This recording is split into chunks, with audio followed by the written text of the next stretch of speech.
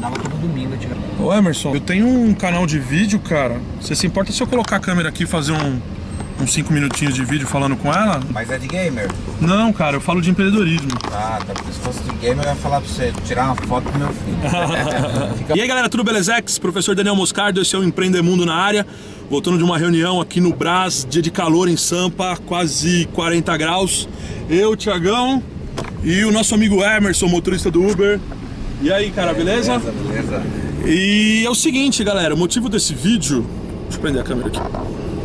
Eu prometi esse vídeo para uma pessoa que deixou um comentário no meu último vídeo que falava sobre estágio, sobre os programas de trainee, sobre o programa Jovem Aprendiz. E o comentário é o seguinte, o comentário é de Wallace Altinho e diz assim: professor, se a pessoa não tem nenhuma formação acadêmica, mas tem informação e experiência, mas tem medo de começar por já ter tido muitas quedas e desgostos em começar uma empresa própria, o que fazer? Cara, achei esse comentário sensacional em primeiro lugar. Em primeiro lugar porque parecia a Laura Miller no programa do Serginho Groisman, porque o cara diz assim: professor, uma amiga minha, né, um amigo meu, e todo mundo sabe de quem ele tá falando. Parabéns, cara. Eu acho que essa é a primeira atitude de qualquer empreendedor, conseguir olhar para si mesmo e fazer as perguntas certas. A sua pergunta é carregada de tanta coisa que pode ter certeza que não é só você que está precisando ouvir disso. Mas talvez você tenha tido a coragem de vir aqui perguntar. Em primeiro lugar, com relação à experiência e formação acadêmica. Com certeza vocês já se perguntaram sobre a diferença entre vivência e experiência. Diz assim, mas professor, como é que eu vou ter experiência se ninguém me dá uma oportunidade? Né? E como é que eu vou ter uma oportunidade se eu não tenho experiência? E a primeira coisa que a gente precisa fazer é definir o que é o quê. A experiência é tudo que você faz que te deixa exposto a alguma competência. Tá legal? Ó, pessoal, isso que dá você pegar Uber com esse tipo de motorista. A primeira coisa é a gente diferenciar experiência de vivência. Experiência é sempre quando você está exposto a alguma competência técnica, né? Por exemplo, o nosso amigo Emerson aqui é corretor de imóveis, Emerson. Positivo. É isso? Quanta coisa o cara teve que aprender para ser um corretor? Não é qualquer um. Você tem que passar por uma prova, não é isso? Tem que passar por uma prova. Só que pode ser que daqui a pouco tudo isso que ele aprendeu mude.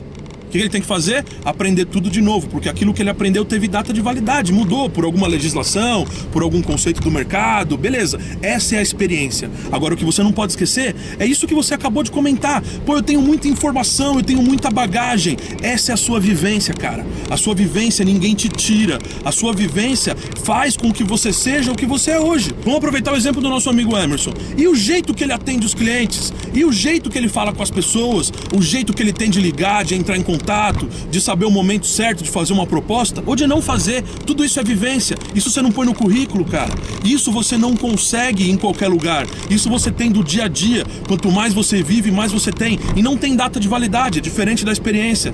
Então percebe que a experiência, ela é uma coisa importante, mas a vivência, que é aquilo que faz você ser um bom profissional no seu dia a dia, é muito mais importante. Outra parte sensacional do seu comentário é o medo. Cara, quantas pessoas têm coragem de vir num post público e assumir o seguinte: eu tenho medo.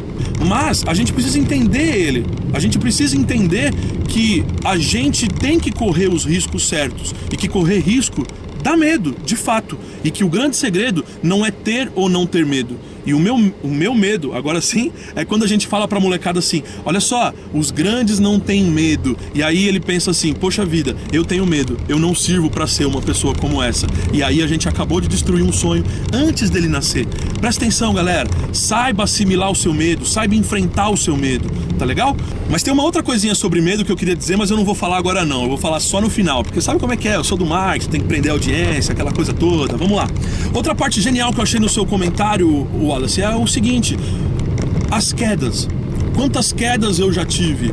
Porque a gente foi criado numa cultura onde errar é um pecado mortal. Pensa nisso. Na escola, se você erra uma questão, te tira uma nota da prova. Então, a gente é sempre treinado a entender que o erro é proibido. E a gente tem que entender que o erro, na verdade, ele é um processo de amadurecimento.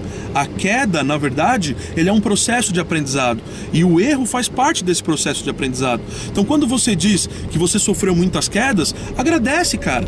Deixa eu dizer uma coisa, lá no nosso grupo dos Google Innovators, a gente diz o seguinte: erre rápido e erre melhor. Olha que interessante essa frase, erre rápido e erre melhor. Cara, você tem que cometer os erros para inovar, mas cometa os erros certos, cometa erros que você aprenda. Me diz uma coisa, quantas coisas você aprendeu a não fazer por conta dessas quedas? Quantas coisas você já sabe que não funciona? Quantas coisas você gostaria de ter feito diferente, que você faria agora nessa outra vez? Beleza? Então não entenda a queda como um fator que te limita a fazer aquilo que você quer. E aí vem a pergunta, o que fazer? Fazer. Colocar a mão na massa. Ver o que você pode fazer com toda essa bagagem, com toda essa experiência, que vai fazer você ir em direção àquilo que você mais acredita. Mas fazer. E aqui, pessoal, quando eu falo sobre o fazer, eu queria dar aquela dica sobre o medo que eu guardei. Como que a gente faz para enfrentar esse medo, professor? Talvez seja isso que você esteja perguntando na sua cabeça. A gente só consegue enfrentar esse medo quando a gente tem um propósito naquilo que a gente faz. Quando a gente percebe que aquilo que a gente está fazendo é tão maior e mais importante que o nosso medo fica fichinha. É por isso que é tão importante a gente descobrir por que a gente está aqui, o que faz a gente feliz e o que faz a gente fazer aquilo que a gente faz com o maior tesão do mundo. Beleza? Obrigado pela pergunta, Wallace.